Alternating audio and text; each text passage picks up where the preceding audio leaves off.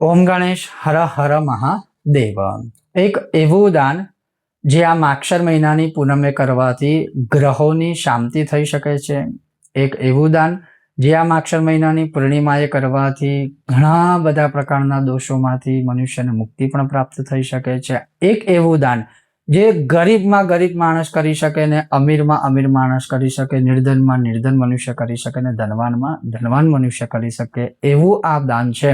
એ શું છે આજે આપણે સત્સંગ કરીશું, એનું મહત્વ શું છે એ પણ સત્સંગ કરીશું। અને જો તમને આ વિષય વિડીયો પસંદ આવે તો લાઈક કરજો, શેર કરજો, ચેનલ પર નવા હોય તો સબસ્ક્રાઇબ કરજો। તો ચાલો સત્સંગ શરૂ કરીએ।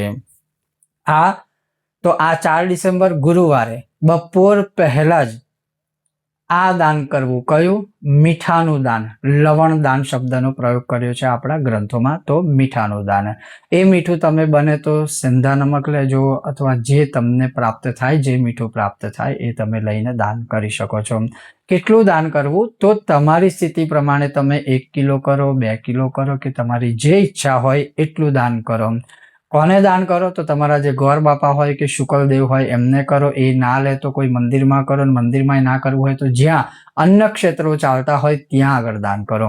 અને આ દાન કરવાથી ગ્રહોની શાંતિ થાય છે।